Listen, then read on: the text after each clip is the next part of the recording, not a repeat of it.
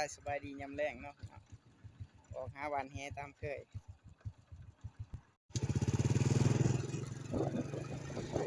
ออกไปแล้วหวานแหอยู่ให้อยู่หน้าคือเก่าเนาะจะตีนโผล่นั่งเล่นมาแดดหมดร้ายมือแหเป็นเป็นทาเลยมันไปลงทาเลย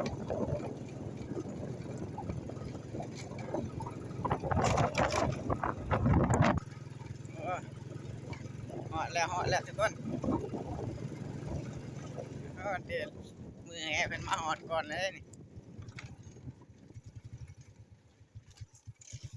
ได้วะโอ้จอบแล้วมือแหเป็นลงก่อนเลยเนาะ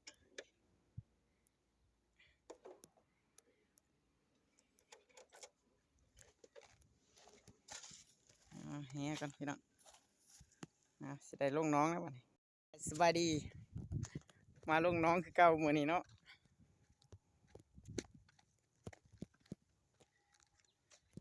จอบบ่อนวะ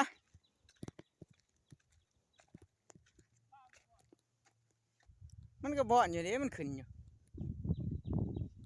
เป็นคู่ขึ้นไม่เอาขึ้นที่ใหม่มันบ่อนดีหรอกมือนี้ว่าสิได้กินแรงหรือบ่มือนี้เนาะออกวันเฮียตามเคยอีกแล้วตามทงไห้ทงหน้าตามน้อง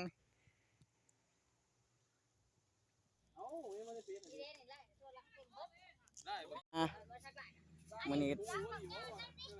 ได้อีกแล้วพี่น้องเอ้ยแล้วแรงแล้วมือนี้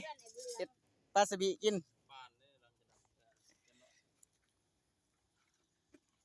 ยังบ่ยัง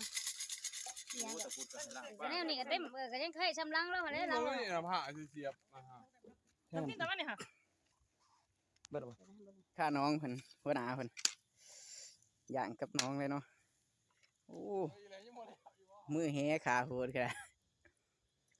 อากาศดีขนาดย่างข้าน้องเลยพี่น้องเอ้ย